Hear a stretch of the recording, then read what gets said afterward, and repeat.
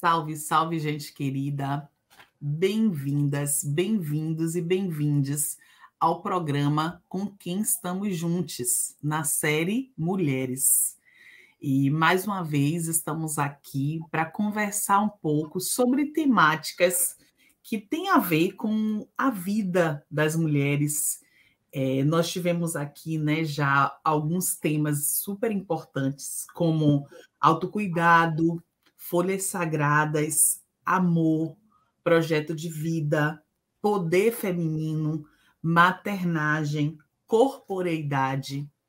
E hoje nós vamos estar conversando um pouco sobre um tema muito especial, que é o tema mulheres e participação sociopolítica. Então, o tema de hoje nos convida a conversar um pouco sobre essa importância da participação, e nós temos uma convidada muito especial que daqui a pouquinho vocês vão conhecer. E para estar junto comigo nessa conversa, né, nesse bate-papo, nós vamos estar recebendo aqui da nossa comunidade Bremen a nossa amiga Jennifer, amiga e irmã de caminhada Jennifer. Bem-vinda, Jennifer.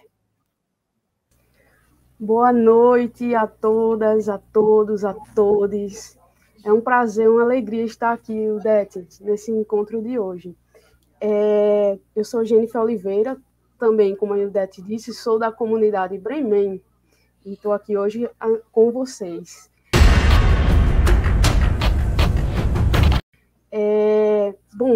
Vou convidar uma mulher maravilhosa para estar com a gente aqui, conversando sobre a temática. Vou chamar a Alessandra Miranda e vou deixar que ela mesma se apresente para a gente.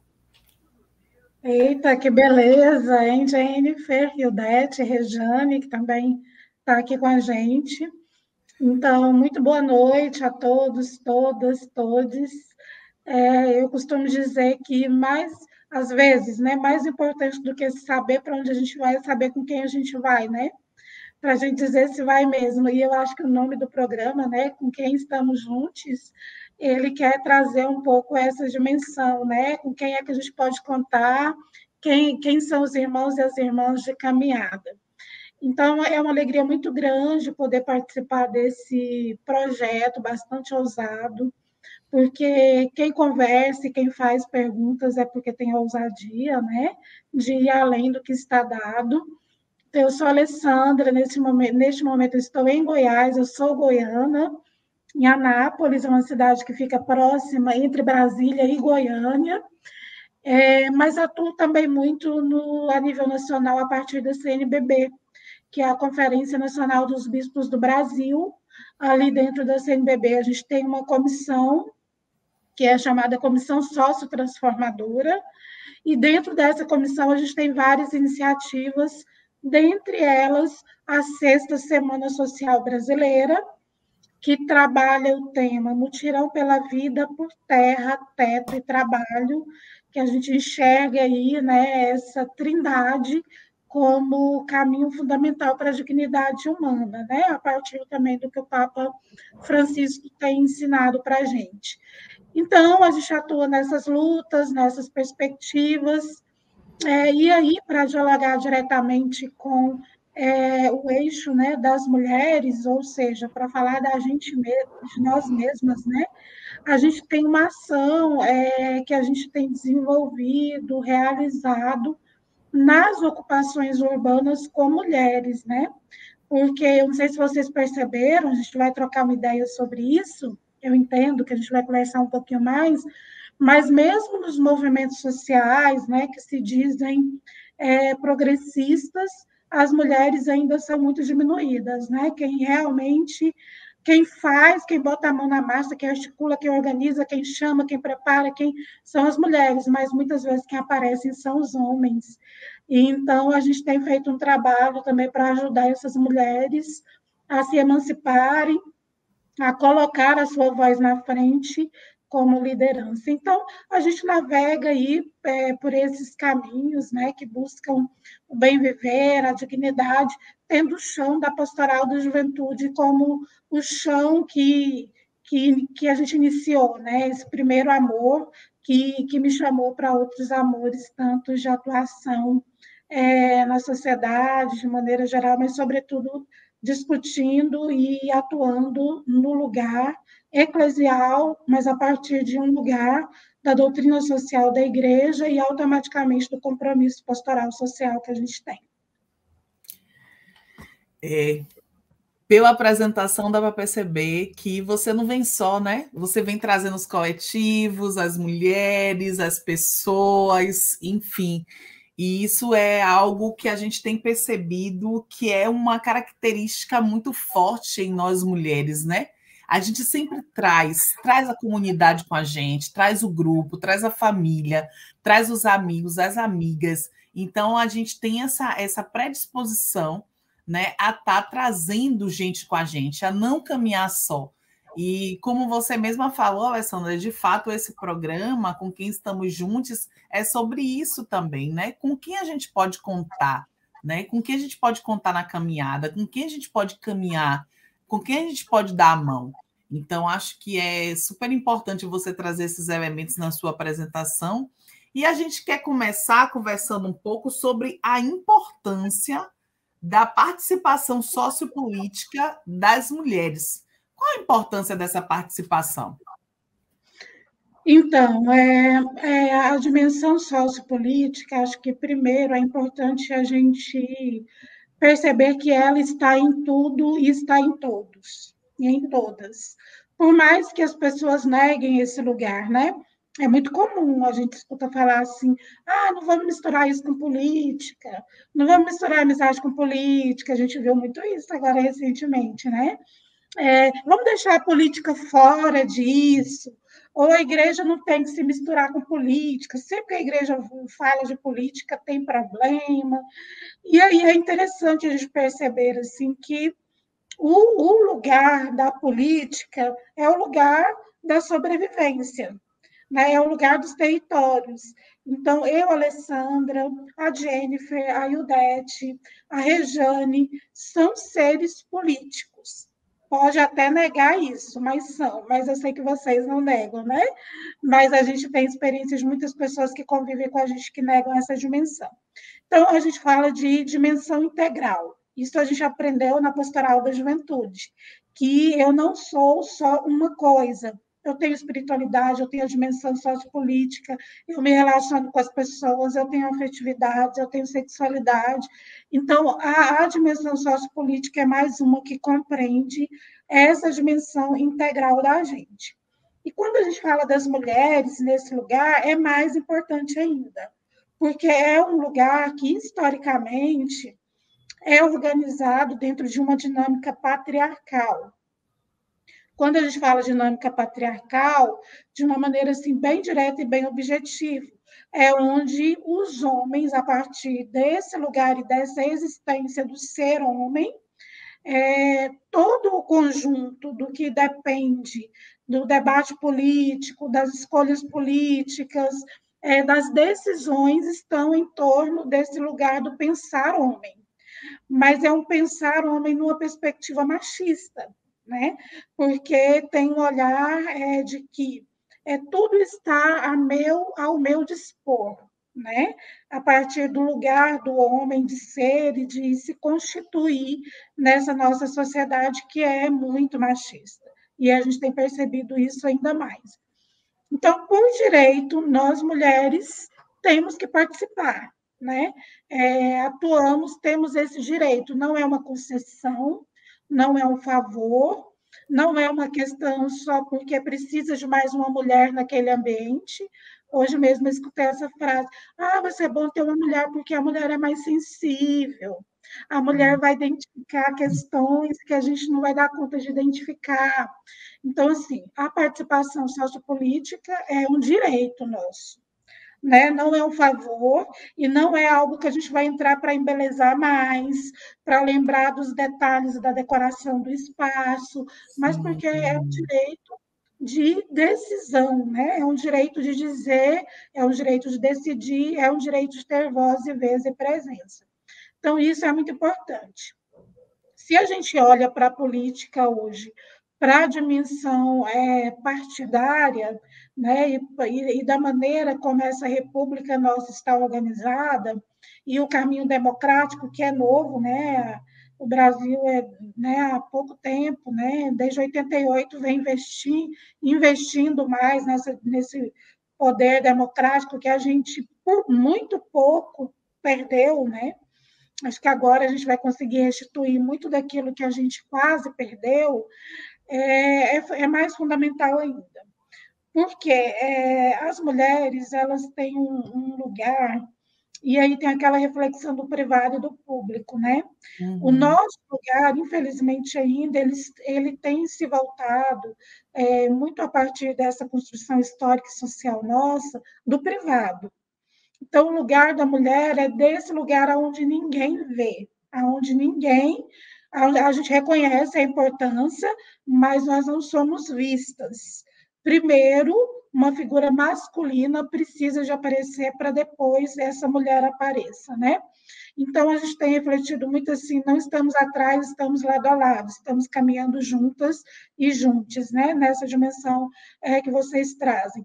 Um outro elemento do porquê, né? A Ildete, ela foca na pergunta. A pergunta é importante, que ela fala por que é importante as mulheres, nós mulheres, estarmos nos espaços? Para que a gente reivindique as nossas questões, as nossas lutas e as nossas necessidades.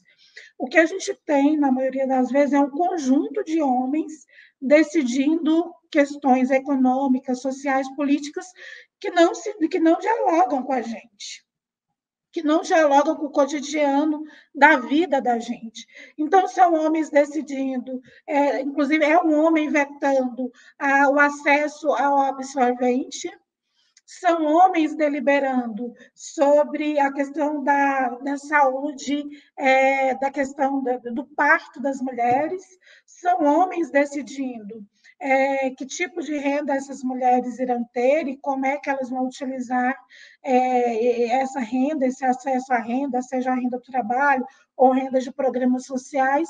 Então, a gente tem homens decidindo para a gente coisas que a gente pode muito bem dizer como a gente quer, e mais do que isso, a gente pode dizer como fazer, porque a gente tem a capacidade técnica, capacidade logística, a capacidade intelectual de fazer, né? Então, acho que esses dois elementos, eles são centrais para a gente identificar por que é importante as mulheres estarem nesses espaços. Porque é de direito, não é uma concessão, e a gente teve que lutar muito para ter direito, né, para chegar aqui hoje, inclusive, e está dizendo o que a gente quer, o que a gente não quer, como é que a gente quer que faça. E segundo, porque a gente tem que trazer o olhar a partir do nosso lugar de fala, de vivência e de experiência, e que com essa quantidade de homens aí fazendo esse caminho, a gente fica realmente muito aquém daquilo que a gente vive na pele, nos nossos corpos e nas nossas vidas, né?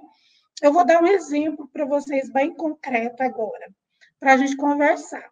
Aqui no estado de Goiás foi aprovada uma lei na Câmara Legislativa, na Assembleia Legislativa, de que todas as mulheres que sofrem violências domésticas ou violências fora de casa, estupro, importunação, ela vai ganhar uma bolsa-arma. O que é essa bolsa-arma? É um dinheiro, é um recurso para que ela compre uma arma, aprenda a usar essa arma de fogo e possa utilizar para se proteger, porque esse é o caminho da emancipação das mulheres.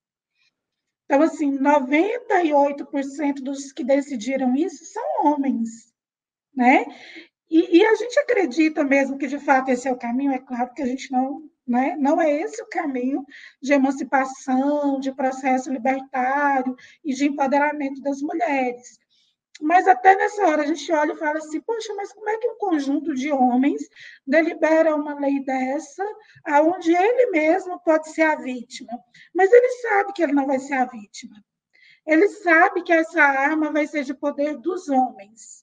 Ele sabe que na disputa de poder, sobretudo dentro das famílias, não são as mulheres que vão ficar empoderadas desse lugar do uso da arma, são eles.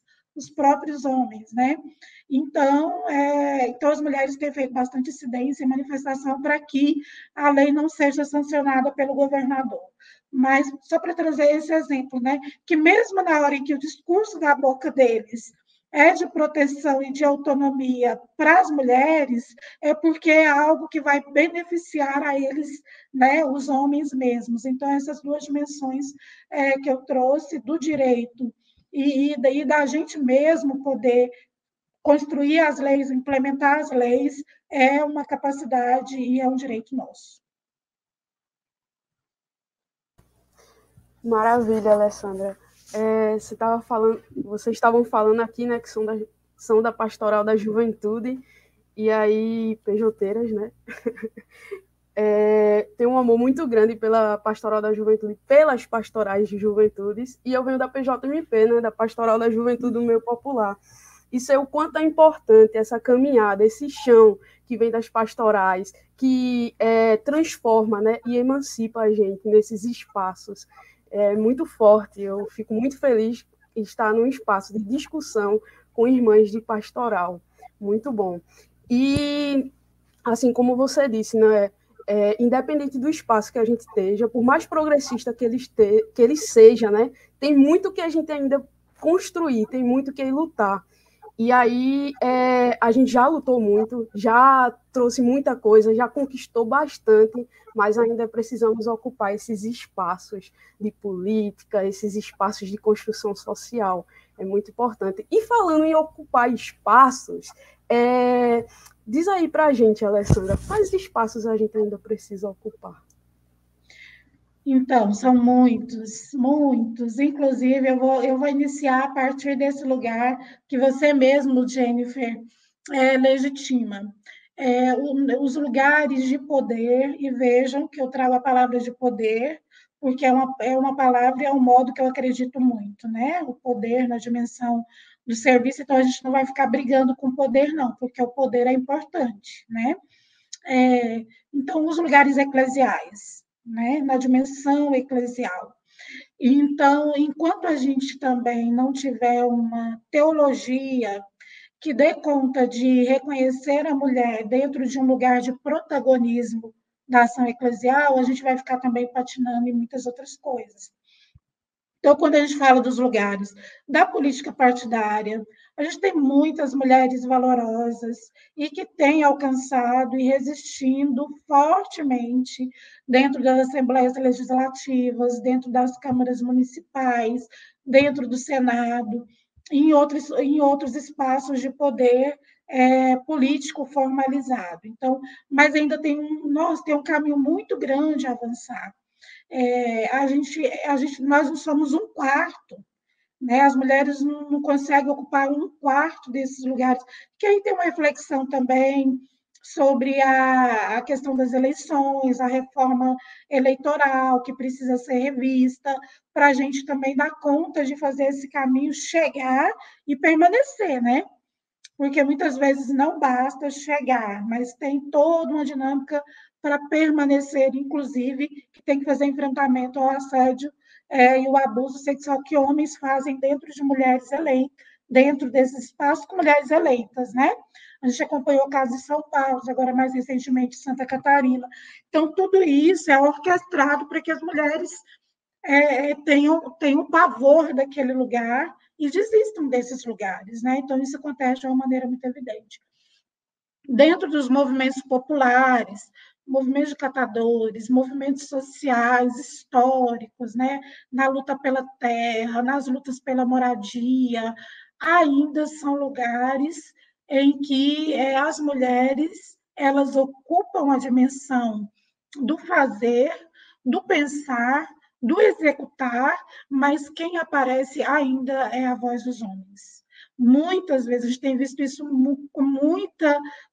Assim, quando a gente pensa no próprio movimento Sem Terra, né, que é o maior movimento social do Brasil, um grande parceiro nosso, e a gente faz esse questionamento, inclusive, lá dentro, quando a gente tem a oportunidade. A gente tem homens históricos nesse lugar, valorosos, mas eles ainda permanecem. Então, tem uma questão do homem e tem uma questão geracional, que é o homem velho. e tem velho que eu digo idoso, tá? Eu não estou aqui querendo, né, do homem mais de idade, e racial, que é do homem branco, né? Isso não é uma particularidade de um movimento, não, gente. A maioria dos movimentos populares, eles são assim. Tem uma dinâmica também que é do lugar das mulheres para ocupar nos espaços empresariais, nos cargos de chefia. Então, às vezes a gente tem medo de falar dessas coisas. Ah, mas por que a gente está querendo dizer do lugar das mulheres nesse espaço? Porque é de direito. É de direito. Se elas querem ocupar o espaço e têm a capacidade para isso, se elas têm, esse lugar precisa ser ocupado. Então, quando a gente olha as grandes empresas, às vezes não tem nada a ver com a dimensão social. Essas empresas são extremamente capitalistas, mas é um lugar de direito mesmo assim. Inclusive, para quem deve dizer se, olha, esse lugar não é o lugar que eu quero continuar, não é o lugar que eu acredito, é a própria mulher, mas ela tem o direito de alcançar, sim, todos esses lugares. E eu acho que um outro lugar também que é extremamente importante para que as mulheres, para que nós possamos ocupar, são os espaços de controle social. Então, quando a gente olha os conselhos de direito, os fóruns que discutem questões de políticas públicas, todas as dinâmicas em torno da fiscalização dentro do lugar público, né? E do dinheiro público. Então, é muito importante que nós, mulheres, também estejamos nesse lugar, que uma boa política pública precisa de ter, por antecedência, esses espaços. E, por fim mesmo, né, nessa dinâmica dos espaços de ocupação, que a gente não fique só no lugar da cultura, da educação, né, talvez da igualdade racial, mas que sejamos ministras de economia, que sejamos ministras da fazenda, que sejamos secretárias e ministras de saúde. Então, a gente ainda tem muito que vencer nessa dinâmica, né? Inclusive, agora, a gente tem acompanhado a formulação do governo Lula, né? Que, graças a todos os deuses e deusas, ganhamos a eleição, né, de forma legítima e popular.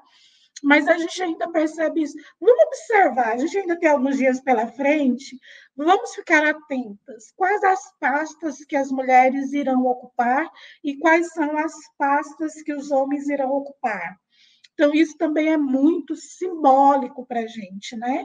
Da gente perceber como é que ainda tem uma lógica do privado. Por que a cultura está ligada ao privado? Né? Por que uma secretaria de desenvolvimento social automaticamente tem que ser de uma mulher que trabalha com a dinâmica da política da assistência social?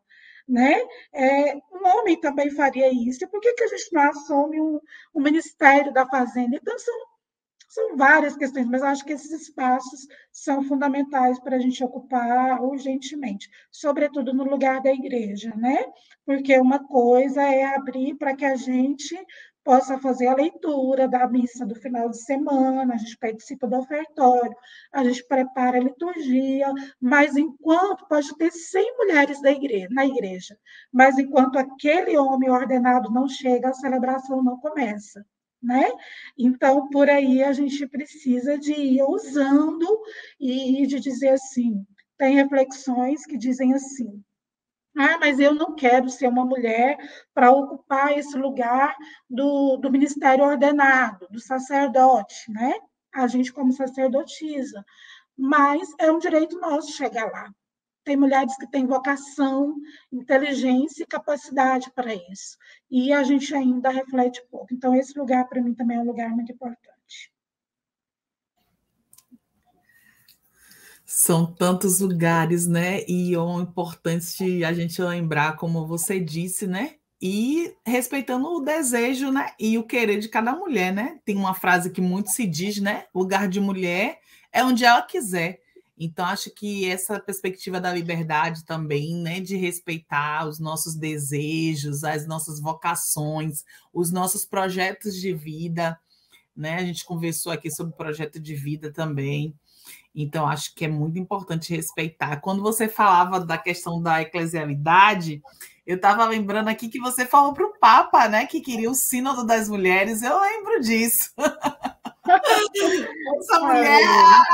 Essa mulher é retada. Então, eu estava lembrando disso aqui, do Sínodo das Mulheres, né? Que importância teria, né? A gente ter esse espaço, ter esse diálogo e poder falar sobre a presença feminina na igreja, sobre a presença das mulheres na igreja.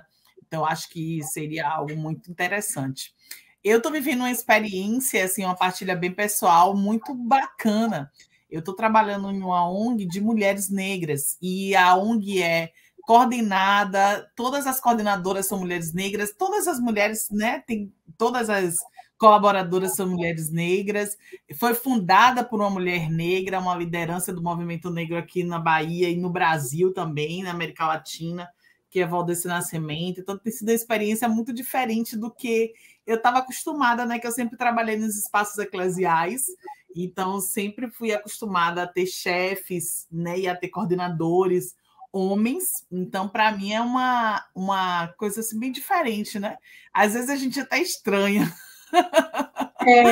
Às vezes, né? A gente chega a estranhar. É muito diferente do que a gente está acostumada a ver, mas que bom que existem alguns espaços assim, né, coordenados por mulheres negras, e que a gente possa conseguir mais espaços cada vez mais, mas não é fácil. E a gente quer conversar com você justamente sobre esses desafios.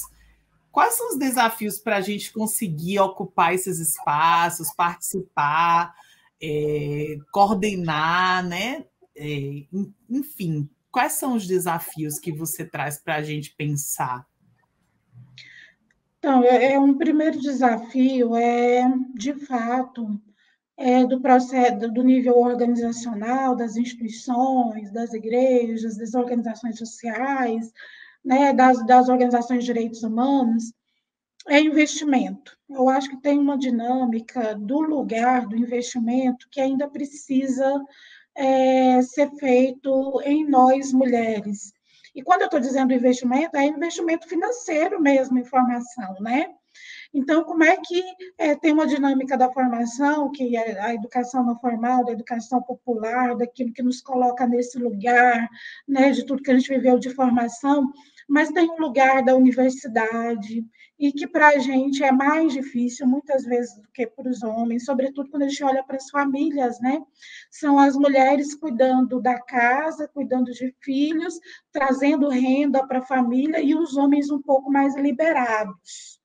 Né? Então, essa dinâmica do tempo, do ser, do fazer, é um desafio muito grande para nós, mulheres. Né? Um outro desafio para a gente alcançar e chegar nesses lugares e ser respeitar, que não basta chegar, né? Porque assim, tem mulheres que chegam nesse lugar, mas elas não rompem com o patriarcado. Elas estão ali, nós conhecemos, né, mulheres, assim, elas estão ali a serviço dos homens, né? Ela é uma voz e do jeito de pensar dos homens. Mas para a gente que quer romper com esse lugar, um outro grande desafio é assim, o respeito, né? O reconhecimento, precisa inverter a lógica. Então, muitas vezes, quantas vezes a gente está em reuniões que tem muitos homens e que tem algumas mulheres? Aí a gente traz a ideia, olha, tem essa ideia, tem esse projeto, a gente poderia fazer dessa maneira e tal e tal. Aí, tá, legal. Eles continuam olhando no celular. Quando um homem fala, a postura dos próprios homens é diferente. Eles param de mexer no celular. E aí, a mesma ideia que a gente deu, aquele homem dá, sobretudo a partir depois que ele escuta a gente falando. Mas quando vem da boca do homem, aí, nossa, isso que o fulano disse é muito interessante, vamos por aí mesmo, o caminho pode ser legitimado assim. Nisso a gente tem vontade de subir na mesa e quebrar tudo, né? Assim, dar uma pirada e falar, gente, mas fui eu que falei isso, não foi ele que falou, fui eu que falei, né? Então, é um desafio muito grande a gente ser respeitada nesse lugar, né? Sobretudo, a gente tem uma exigência que é de se cobrar muito e de fazer de uma maneira perfeita, extremamente qualificada, porque o olhar para a gente, ele é mais, como é que eu digo? Ele é mais exigente, né? Então, a gente corre atrás disso com muito mais força e energia para provar que a gente sabe fazer, que a gente faz, que a gente entrega, que a gente faz e acontece. Dentro desse desafio, tem uma outra perspectiva também, que é de reconhecer um pouco o feminino e o masculino, né, que está em cada um e cada uma de nós, sobretudo quando os homens olham para a gente e vem na gente uma dimensão que é da histeria, né? Que é ela está afetada, ela TPM, ela está com TPM, né? Ela está muito afetada porque ela está vivendo essa dimensão na vida pessoal, ela está separando do marido, né? Então está difícil para ela. O filho dela tem problema, o filho dela está parece que está usando drogas, então a gente escuta muito isso nos espaços, né? Então, quando é com o homem consegue separar o racional dos desafios que ele vive na vida pessoal. A mulher já teria essa dificuldade, então isso é um preconceito, né? Instaurado e legitimado pelo patriarcado e pelo machismo. Então, e isso é um grande desafio, eu acho que é um dos maiores desafios, sobretudo, né? E o outro grande desafio, eu acho que é o maior de todos, os homens sabem do que nós somos capazes. Eles sabem da nossa capacidade. E perder o espaço do poder para eles é muito, mas é muito penoso. É muito difícil. Só que a gente não está falando aqui de perder espaço de poder, mas é fazer com que os poderes dialoguem uns com os outros. Né? A gente tem homens valorosos, a gente tem mulheres valorosas, a gente tem homens extremamente tóxicos, a gente tem mulheres extremamente tóxicas também, mas o grande desafio é fazer com que essa sociedade de homens e de algumas mulheres que caminham com eles, de dizer assim, gente, a gente pode chegar lá e fazer coisas muito boas, muito interessantes, muito potentes. Então, eu acho que a grande questão é essa, é esse lugar do privilégio. Porque o espaço de poder, infelizmente, ele ainda representa espaços de privilégio, situações de privilégios. Qualquer lugar, na igreja, na escola, na universidade, aqui na Assembleia Legislativa aqui do Estado.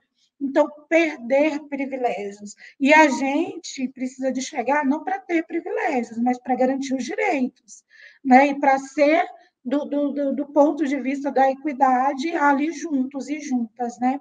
Então, eu acho que o maior desafio, acho que é esse, se as mulheres são muito criminalizadas, vistas como muito vulneráveis o tempo inteiro, o patriarcado não pode perder o controle sobre o nosso corpo, né?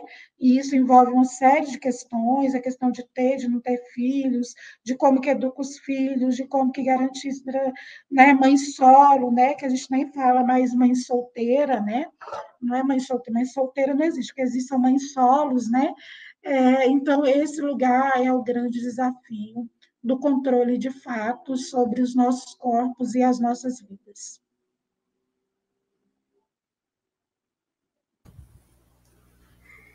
E falando sobre os corpos, eu lembrei de uma paródia da Doralice, né? A nossa Miss Beleza Universal, que ela diz assim: sou mulher, sou dona do meu corpo e da minha vontade. Foi eu que descobri poder e liberdade. Sou tudo que um dia eu sonhei para mim. E aí eu adoro a Doralice. Né? Oi? É lindo isso, é linda, forte. Adoro a Doralice, uma mulher muito forte, né? Uma mulher negra, né? Daqui de Recife, claro. Puxando um pouquinho a sardinha. Mas, assim, Alessandra, a luta é constante, né? É constante.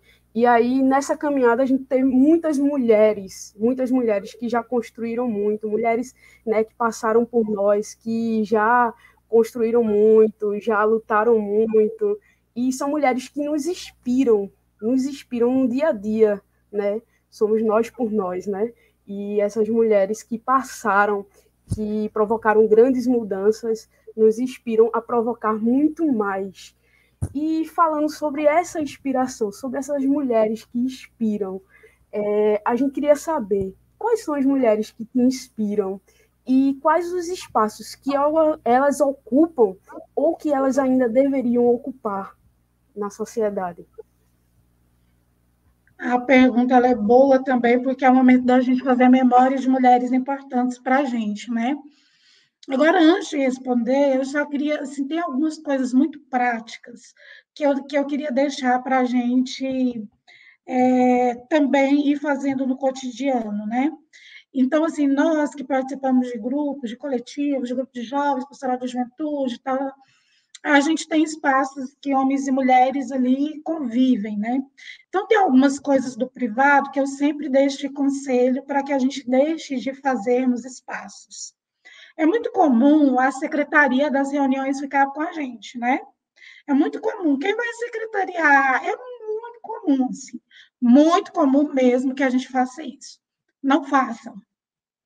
Façam quando o coração de vocês sentir assim, né, eu estou no espaço democrático, eu quero fazer, por mais que eu goste de fazer. Fora isso, não façam, porque é uma forma de provocar para que outras pessoas, e a gente orienta as nossas companheiras mulheres para que elas também não façam. Os homens também podem fazer secretaria do espaço, organização. Ah, mas é porque, nossa, a Jennifer ela é tão boa para preparar o ambiente, para colocar tudo em ciclo, para colocar as belezas, as flores no centro da sala. Evite fazer. É uma questão dura, às vezes, mas é necessário. Faltou a água para o palestrante. Vocês já viram um homem indo lá e pegar a jarra de água, encher novamente e colocar em cima da mesa? Eu quase não vejo. Se vocês têm essa experiência, que bom, porque isso também fica para as mulheres. Então, como é que às vezes a gente até deixa o palestrante passar sede, aí o companheiro lá, que está na mesma coordenação que você, olha para você e fala assim: a água, coloca a água lá, acabou a água, ou não tem a água. Aí eu digo assim: olha, vai lá e pega a água e coloca a água, né? Ou então até alguém se irritar e ir fazer isso. Por que eu estou dizendo isso, gente? Porque são coisas do cotidiano que a gente não pode, que a gente precisa de ir alterando, sabe? Porque senão a gente não sai desse lugar. E aí eu faço o link aqui com essas mulheres poderosas, maravilhosas, que me inspiram, né? Então, por exemplo, eu estou aqui olhando para a Jennifer, eu estou conhecendo ela hoje.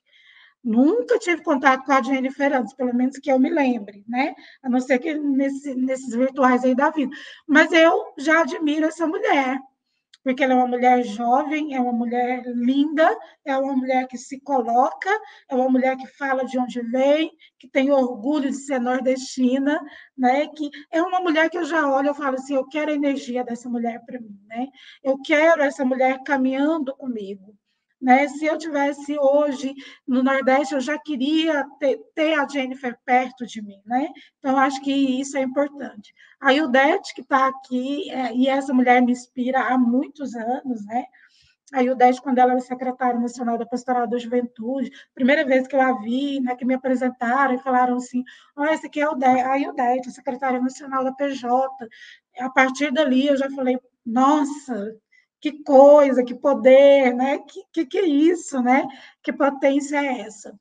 E aí eu vou trazer aqui algumas mulheres do ponto de vista assim das referências mundiais, das referências nossas brasileiras, né? Uma mulher que eu queria trazer é uma escritora africana que ela se chama Chimamanda. Então, a Chimamanda, ela é extremamente poderosa.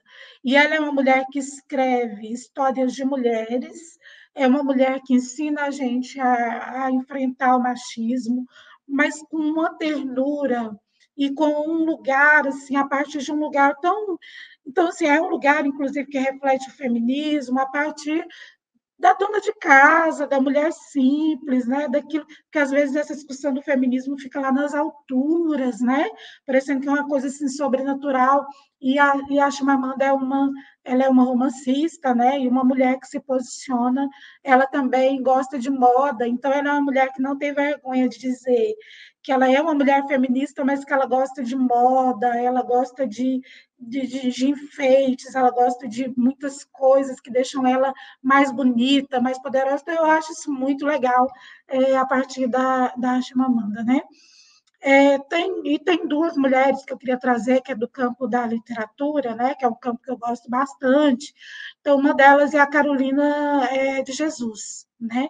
Então, a Carolina, ela é essa mulher... Gente, ela fez revolução, porque uma mulher quase analfabeta, né? E que começa a fazer perguntas e a falar de coisas e a frequentar lugares, uma catadora, né? Ela catava papel também, já naquele... Hoje, os catadores e catadoras ainda sofrem muitos preconceitos, imagina na década de 70, década de 60, né? 60, 70, entrando nos anos 80. Então, ela é uma mulher incrível e que eu acho que ela foi tida por muitos na época como louca, como totalmente fora da casinha, mas é escritora, se pronunciava, chegou em lugares nunca imagináveis de uma mulher da favela, uma mulher da periferia, né? Uma mulher preta, sobretudo. E uma outra referência que eu acho que é muito assim desse tempo é a própria Dilma Rousseff. Né? A Dilma, ela foi torturada na ditadura militar, né? Ela foi torturada, né, seriamente na ditadura militar. E essa mulher, ela tem uma dignidade no comportamento dela, uma dignidade assim que você olha para ela, você fica impressionada, né? E ela viveu muitas outras violências depois da ditadura também, viveu violência recente. Essa mulher, ela foi impeachmentada de uma maneira, com um dos focos relacionados ao machismo. Com certeza, se ela fosse um homem, a coisa não aconteceria daquela maneira como aconteceu, poderia até acontecer, mas com outros elementos. E essa mulher não abaixou a cabeça um segundo. Né? Mesmo na fala dela, o jeito que ela muda, que ela sai daquele lugar, a mesma rampa que ela subiu, né? Quando ela desce a rampa de maneira simbólica, ela não abaixa a cabeça. E isso me faz fazer uma comparação que é extremamente esdrúxula, né? Mas ela não se permite perder a dignidade. Então, é uma mulher que não se permite perder a dignidade. Então, isso para mim é muito forte. Uma mulher que foi torturada, né, que viveu essas dimensões todas, ela sabe da capacidade dela e não se deixa perder a dignidade. Né? Inclusive, ela saiu desse lugar, foi tirada desse lugar, porque ela não quis perder a dignidade de negociar, de ceder, de fazer o contrato ali, né, um pouquinho para mim, um pouquinho para você. Então, é uma mulher de referência muito grande para mim, né, para nós.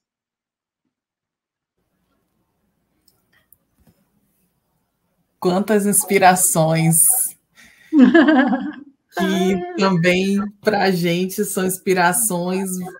Você me toca de maneira muito profunda, assim, quando lembra, né, do serviço da Secretaria Nacional e como foi um desafio muito grande estar nesse espaço, né?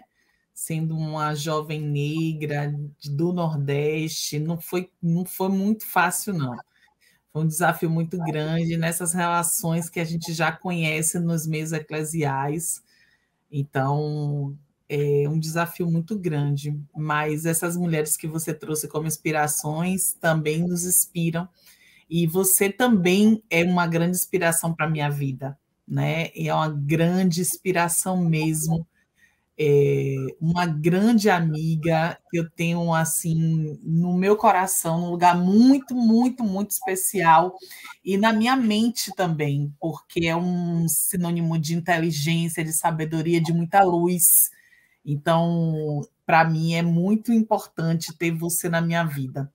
Para mim é muito importante contar contigo, né? Esse programa fala disso, né? Com quem estamos juntos. E eu sei que eu posso contar contigo, e isso me deixa muito feliz. E você chegou a dar alguns conselhos, deixar alguma mensagem, mas teria mais alguma coisa diante dessa conversa que você gostaria de deixar como mensagem ou como conselho para todas as mulheres que estão nos assistindo e que nos acompanham nesse programa com quem estamos juntos? Sim, sim. A gente poderia ficar aqui conversando até meia-noite, né? Mas muita gratidão, Ildete, a Jennifer, sobretudo a Rejane também, né, que está aí com a gente, escutando a gente também e acompanhando e nos ajudando nessas tecnologias todas.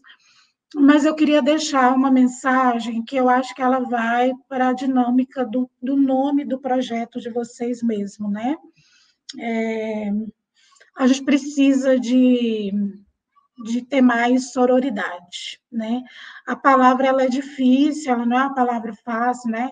A gente precisa de palavras mais fáceis para conversar com o nosso povo, né? Mas eu trago a palavra numa dimensão mais ampla. E a gente precisa de ser bastante, se for, a gente está aqui no lugar mais eclesial, né?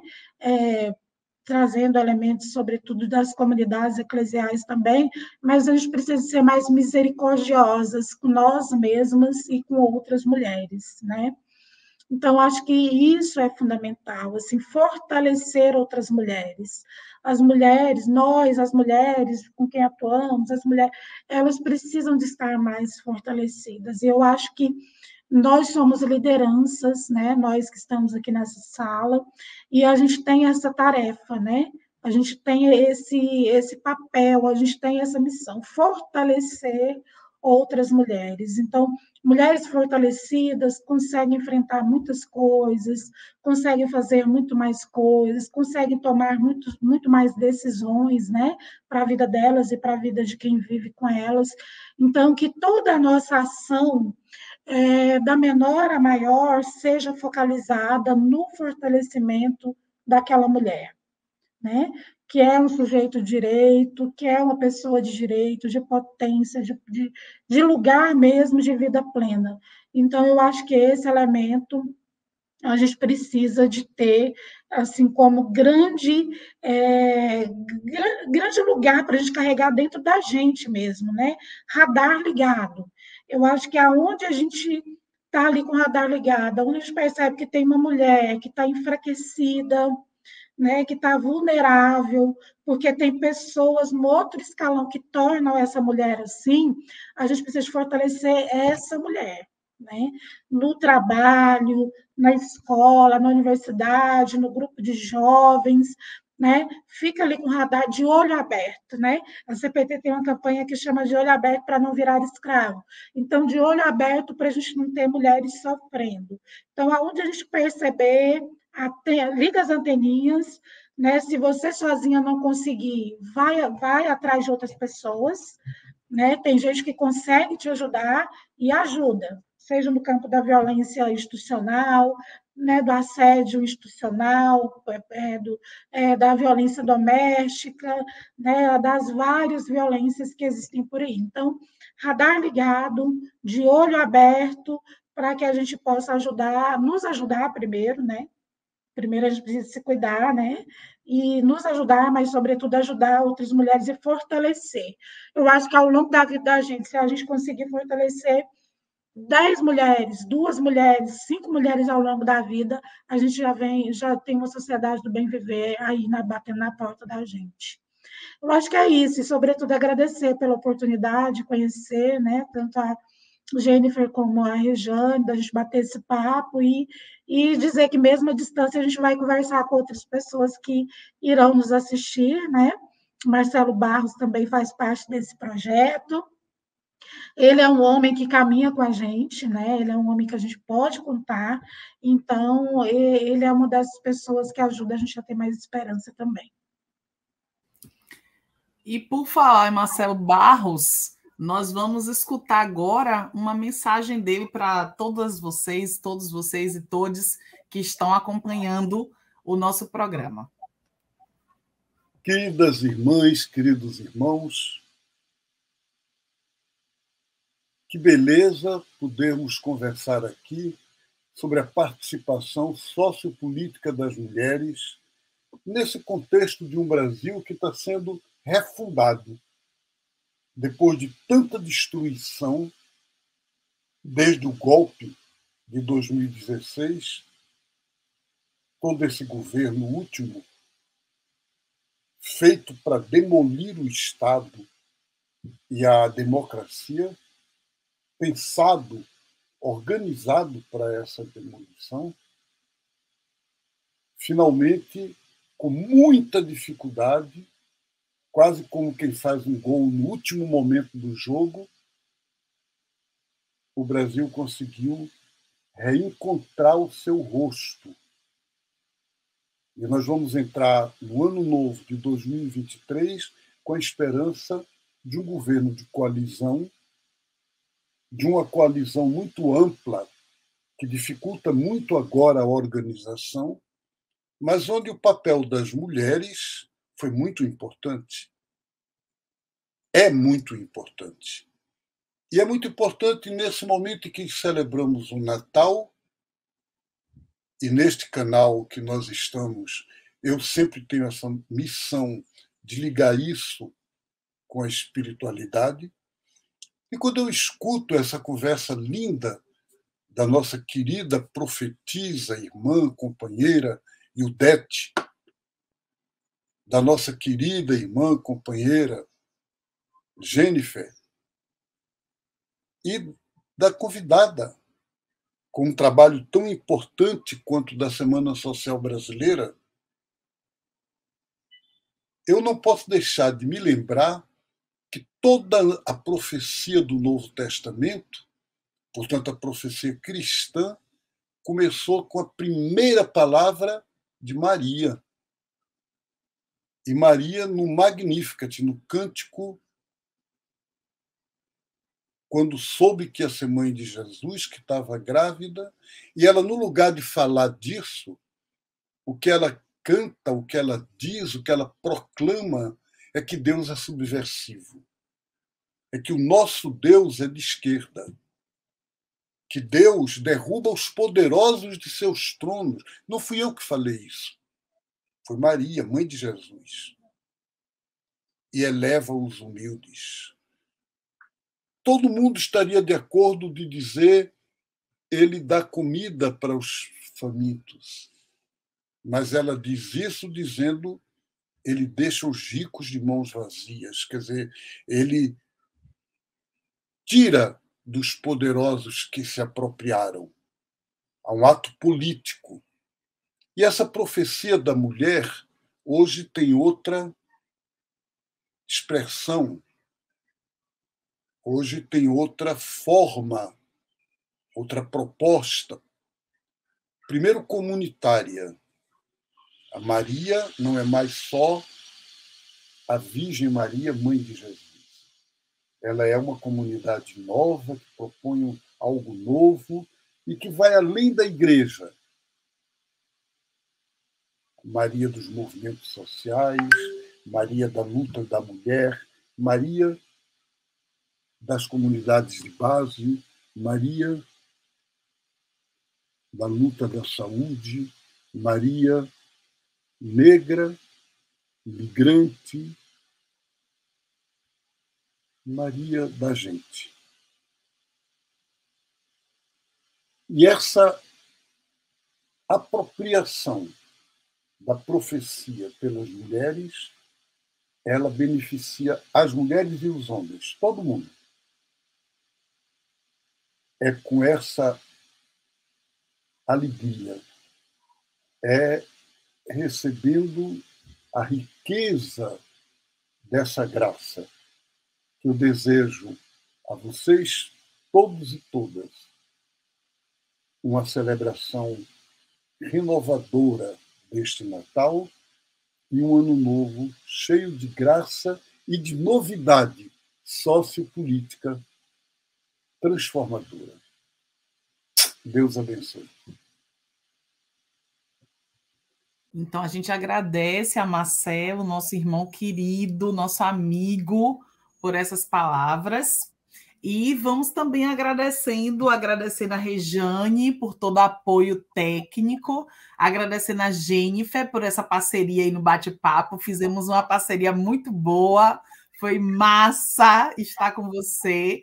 E agradecer a nossa convidada, né, a Alessandra Miranda, por essa participação. Com certeza a gente segue juntas, né, dialogando. E a Alessandra deixou uma tarefa, né? Vocês que estão nos acompanhando, eu acho que essa tarefa que ela deixou nessa mensagem final é de grande importância, que a gente possa identificar nos espaços onde a gente estiver, seja na igreja, no trabalho, na faculdade, onde a gente estiver, que a gente perceba que há uma mulher em sofrimento, há uma mulher em uma situação de violência, de assédio, que a gente possa ajudar, que a gente possa dar a mão, que a gente possa...